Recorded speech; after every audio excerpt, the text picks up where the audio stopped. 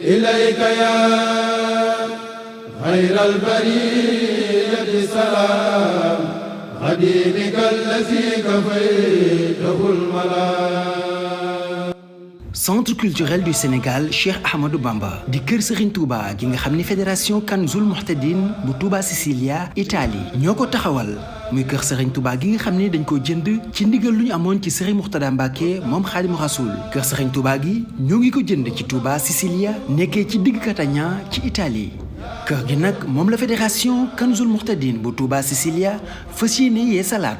muy R+3 muy projet bu mag boo xam ni ñoo ngi ci war a def ci koppar 350 000 euros waaye fédération bi jot nañoo dajale lu toll ci 100 000 euros mu dese leen 250 000 euros muy liggéey boo xam ni dañ ko fas yéene liggéey ba mu mucc ayib moo tax ñu ci woo mbooleem taalibe yi murid yi nga xam ni ñoo nekkee ci diaspora bi rawatina confédération bi nga xam ne moo nekk ci Italia ci njiital Serigne Moubarak Lo. kër Serigne Touba gi di centre culturel bi R+3 la nekk 6 appartements ànd ak lépp lu mu war a àndal. ci premier niveau bi muy premier étage bi da nga fa fekk ay hall couloir yu yaatu ay bërëb yu mën a toog di waxtaan wala xewlu ak naan café am na it waañ wu mag boo xam ni ànd nag bépp jumtukaay boo xam ni war na ànd ak moom ngir ñu fiy waajalee mboolem bernde yi nga xam ni moom la ñuy bëgg a togg ci kër gi. ba léegi ci premier niveau bi am nay balcon terrasse muy bërëb yu mën a toog di waxtaan ba ci ay toilettes yu bëri yoo xam ni waajal nañ ko ndax mbooloo mi fi dajee noonu it lañ fa fàggoo jàkka ju yaatu yoo xam ni daañu fa mën a jullee mbooleem waxtu yi ànd ak jàppekaay yu mucc ayib.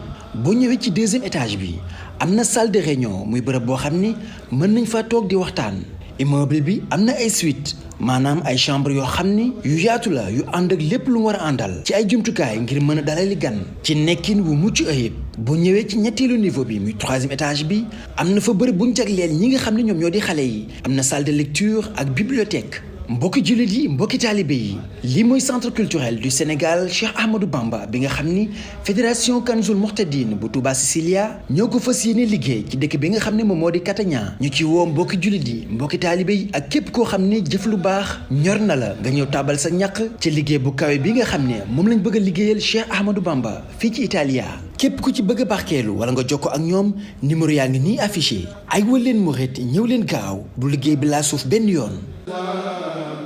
لك وقبله أبوت بعزاز